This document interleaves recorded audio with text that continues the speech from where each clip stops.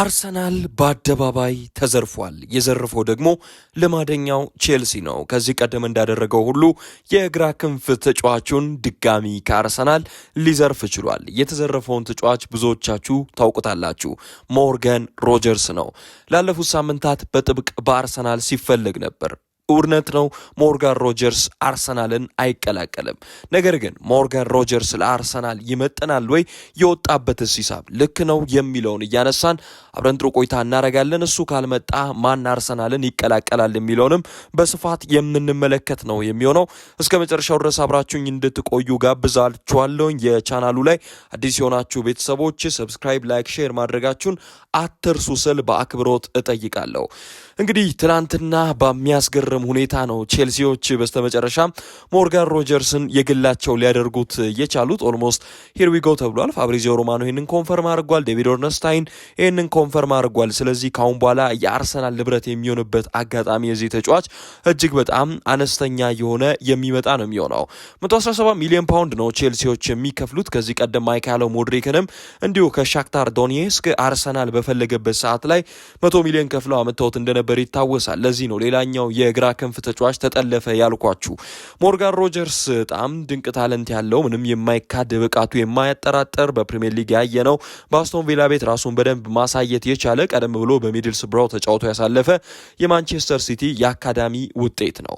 ላለፉት ሳምንታት እኛም በስፋት ስለዚህ ተጫዋች ስናወሳለት ነበረ። ስለዚህ ምንም ማደባበስ የማያስፈልገው ነገር የተጫዋቹ ብቃት ጥርጣሬ ውስጥ የሚገባ አይደለም።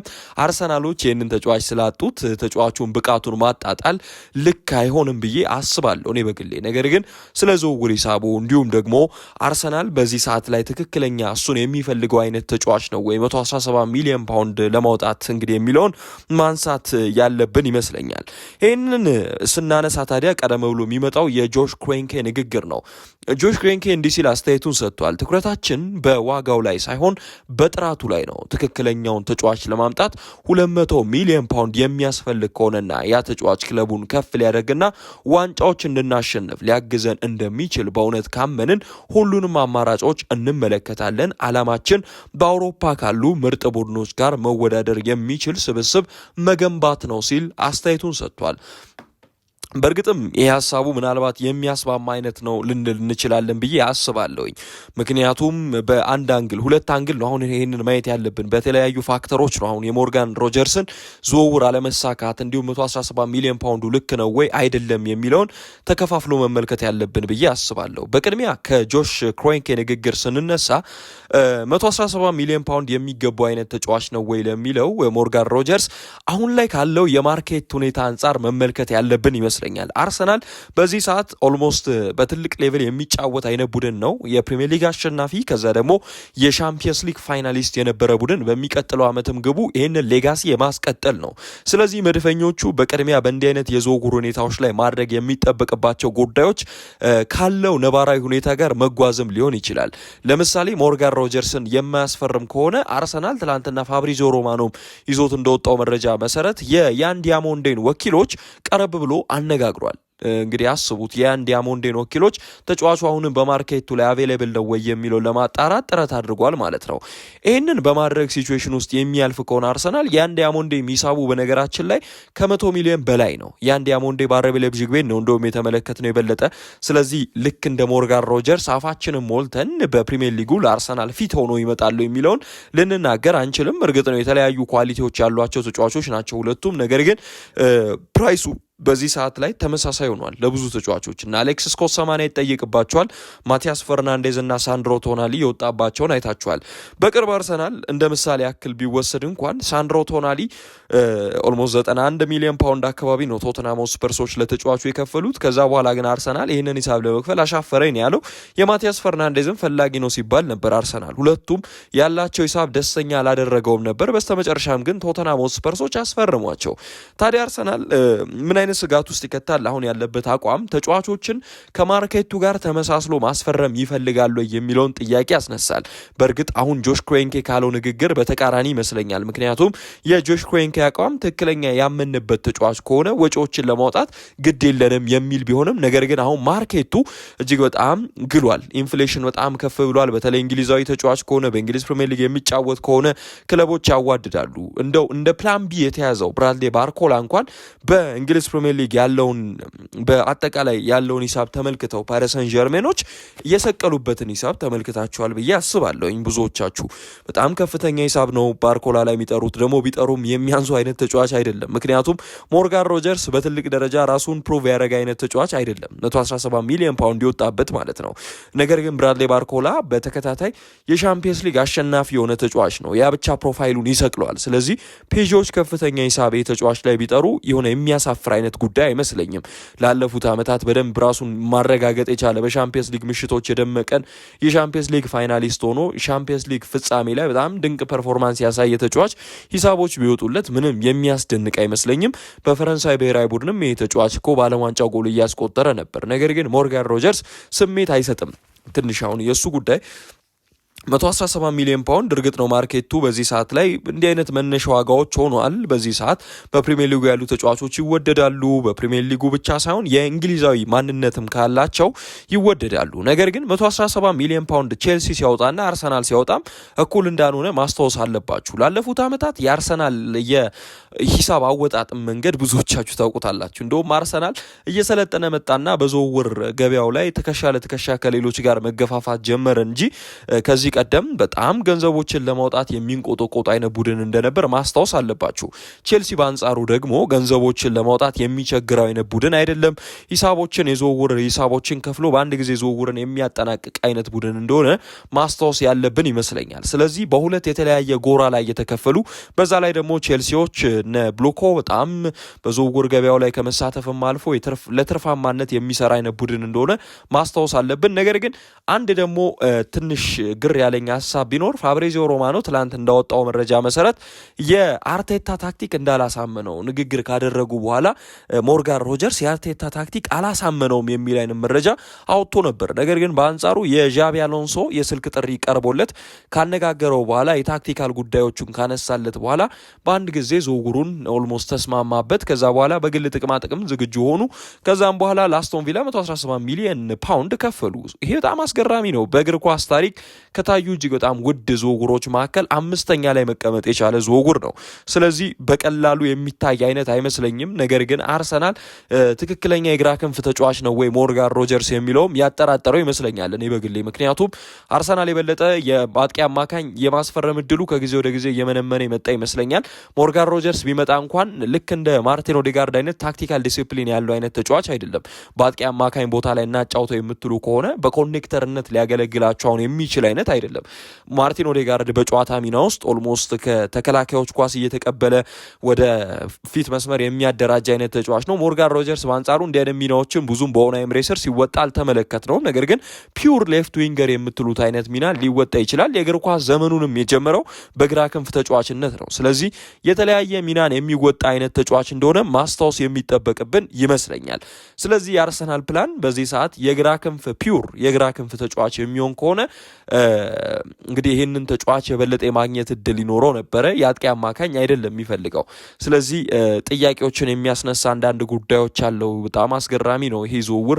ትላንትና ምሽት ያልተጠበቀ ሆኖ ነበር የተመለከትነው። አርሰናል ግን አሁንም ቢሆን በማርኬቱ ላይ ኮምፒተንት የመሆን ጉዳይ ምናልባት ሊያስነሳበት የሚችል አይነት ጥያቄ እንደሆነ ማስታወስ አለብን። ሌሎች አሁን የሚሸጡበት ሂሳብ ከዛው እስከሆነ ድረስ መድፈኞቹስ ለምን በዝውውር ገበያው እንደዚህ አይነት ሂሳብ አያወጡም የሚለውን ማስታወስ ይጠበቅብናል። አሁንም ጊዜው አልረፈደም። ማስታወስ ያለባችሁ ይህንን ይመስለኛል። ጊዜው ገና ነው በዝውውር ገበያው። አሁንም ሌሎች ተጫዋቾችን መመልከት ይችላል። ግን ጥያቄው የሚሆነው አርሰናል የሚፈልገውን አይነት የግራ ክንፍ ተጫዋች ማን ነው ነው። አሁን በዋነኝነት አርሰናል ማርቲኔሊን ኦልሞስት ይሸጠዋል። ማርቲኔሊ ሲሸጠው አሁን ባለው ገበያ መሰረት የምትሄዱ ከሆነ የማርቲኔሊ ሂሳብ እኔ ቀለል የሚል አይመስለኝም። በገበያው መሰረት 45 ሚሊዮን ፓውንድ ለጥፎበታል የሚባለው አርሰናል ግን የአርሰናል ተጫዋቾችን በአጠቃላይ ለምን ሂሳባቸው እንደሚቀንስ ግራም ያጋባ ነው። የፕሪሚየር ሊግ ሻምፒዮን ሆኖ ጭራሽ ምናልባትም የሳውዲ ሊጎች ይህንን ተጫዋች በሳውዲ ሊግ የሚጫወቱ ቡድኖች ማርቲኔሊን ከፈለጉት እስከ 80 ሊሄድ ይችላል ተብሎ ይጠበቃል። ምክንያቱም አምና ይህንን ተጫዋች ማርቲኔሊን የሳውዲ ሊጎች በዛ ሂሳብ ስለጠየቁ ማለት ነው።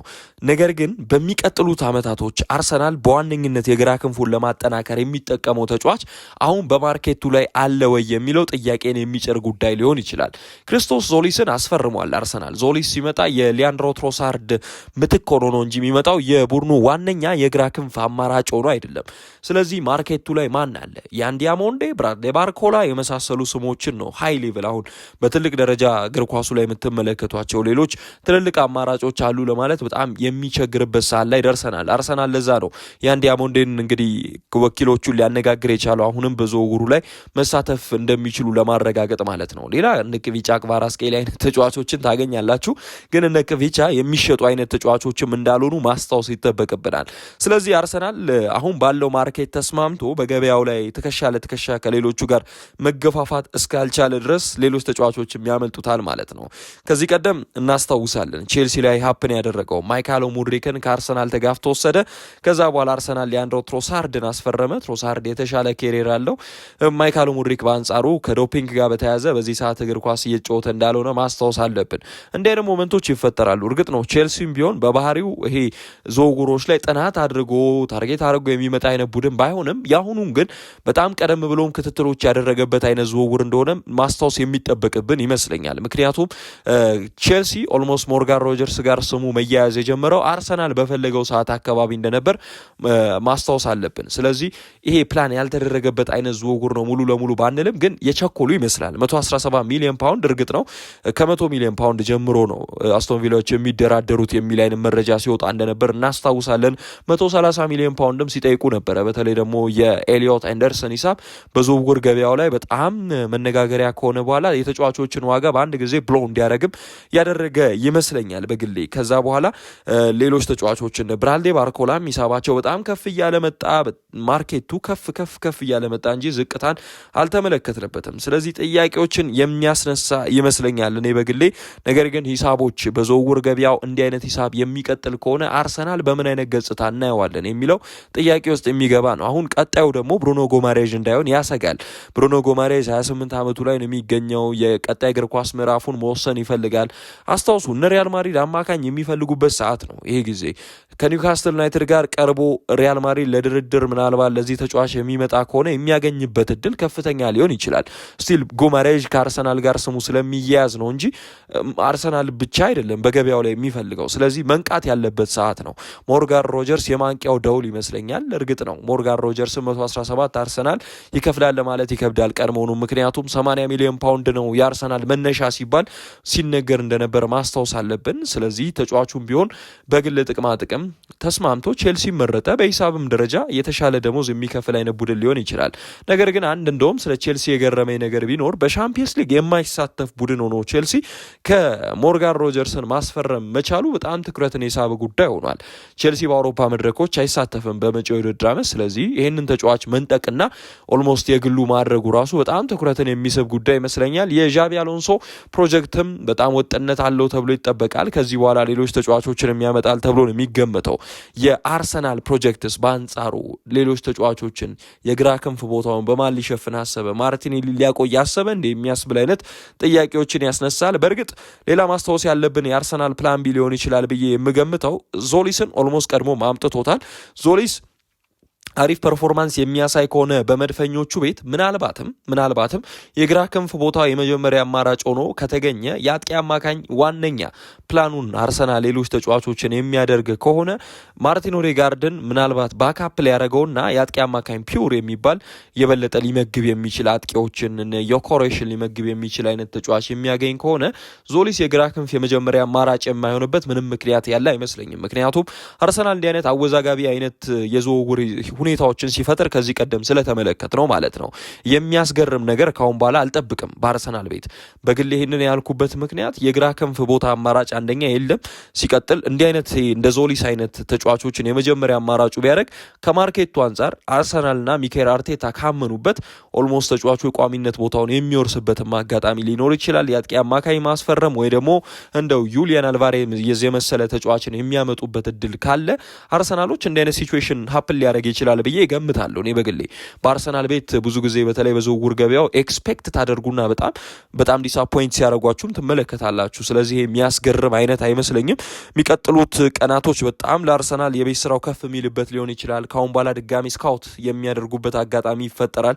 በትልቅ ደረጃ ያለ የግራ ክንፍ ተጫዋችን በማርኬቱ ላይ ማግኘት ከባድ ቢሆንም ኡሊያን አልቫሬዝም በግራ ክንፍ መጫወት የሚችል አይነት ተጫዋች እንደሆነ ማስታወስ አለብን ብዬ አስባለሁ። ነገር ግን ኡሊያንን ራሱ ስንት ሊሸጥ ይችላል የሚለውን እናንተ እስኪ አስቡበት፣ ተወያዩበት። ኮመንት ሴክሽንም ላይ ጻፉልኝ። ኡሊያን አልቫሬዝ እነ ሞርጋን ሮጀርስ በዚህ ሰዓት 117 ሚሊዮን ፓውንድ ካወጡ ሌሎች ተጫዋቾች እስኪ እናንተ በዓለም ላይ ምርጥ የምትሏቸው ተጫዋቾች ስንት ሊያወጡ ይችላሉ የሚለውንም ኮመንት ሴክሽን ላይ እንድታስቀምጡልኝ ሀሳባችሁን በአክብሮት እጋብዛለሁ። እንግዲህ ሞርጋን ሮጀርስ 117 ሳይጠበቅ ምሽቱን ሃይጃክ የተደረገ ትራንስፈር ሆኗል ማለት ነው። አርሰናል ላለፉት ሳምንታት የተጫዋች ላይ ሲያንዣብቡ አለ። በስተመጨረሻም ግን አሞራው ቼልሲ መጥቶ አፈፍ አድርጎታል ተጫዋቹን። በጣም የሚያስገርም ነው። ነገር ግን አርሰናል አሁንም ፕላን ቢዎች ይኖሩታል ተብሎ ይጠበቃል።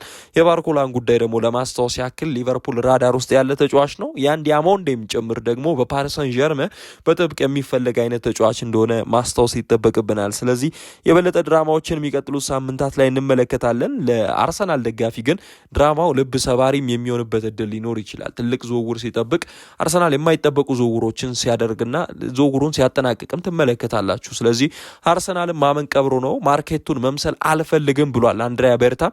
እንዲሁም ደግሞ እነ ጆሽ ክሬንኬ የክለቡ ባለቤቶች፣ እርግጥ ነው በነ ጆሽ ክሬንኬን የሚወሰነው እያንዳንዱ ነገር አንድሪያ ቤርታ ይህ ተጫዋች ላይ ቢወስንና እናምጣው ቢል እንኳን ጆሽ ክሬንኬ 117 ሚሊዮን ፓውንድ የማውጣት ፍቃድ እስከሌለው ድረስ አይወሰንም፣ ውሳኔዎች በቀጥታ አይተላለፉም። ስለዚህ ይህንን ማስታወስ አለብን። ቤርታ ላይ ሙሉ ለሙሉ መፍረድ አንችልም። ሚኬል አርቴታም ላይ መፍረድ አንችልም። ሚኬል አርቴታ ማናጀር እንጂ አሰልጣኝ እንዳልሆነ ማስታወስ አለብን። ማናጀር ስትሆኑ በዝውውር ሁኔታዎች ላይ የምትወስኑት እናንተ ናችሁ። ሚኬል አርቴታ የፈለገ አሁን ማናጀር ሆኖ ራሱ ቢወስን ጆሽ ክሬንኬ እስካልወሰነ ድረስ አንድሪያ ቤርታ ስፖርቲንግ ዳይሬክተር ሆኖ ይሄ ተጫዋች ይምጣ ብሎ ኮንፈርም ቢያደርግ እንኳን 117 ማርኬቱ ላይ አይገባውም ብሎ ካመነ ክሬንኬ በሱ ነው የሚወሰነው። ስለዚህ የክለቡን ሰዎችን መውቀስ ከባድ ይመስለኛል። ነገር ግን የአርሰናል ደጋፊዎች አሁንም ተስፋ አድርጋችሁ ጠብቁ ነው ሊባል የሚችለው፣ ሌላ ምንም አይደለም። የሚቀጥሉት ቀናቶች ያማሩ እንደሚሆኑ እንግዲህ ተስፋ በማድረግ ጉዟችሁን አድርጉ ስል በአክብሮት እገልጻለሁ። ብሩኖ ጎማሬዝ ላይ የበለጠ ፎከስ ማድረግ የተሻለ ነው። አርሰናል የሚጠየቀውን ገንዘብ እየከፈለ አለመሆኑም ትኩረት የሚወስድ ነው። እስኪ እናንተን ሀሳብ ኮመንት ሴክሽን ላይ ጻፉልኝ። አብራችሁኝ እስከዚህ ደቂቃ ድረስ ስለነበራችሁ በጣም ላቅ ያለ ምስጋና ልሰጥ ወዳለሁኝ። ቪዲዮውን በደንብ ከተከታተላችሁ ላይክ ማድረግ እንዳይረሳ። ይመቻችሁ። ቸር ቆዩልኝ።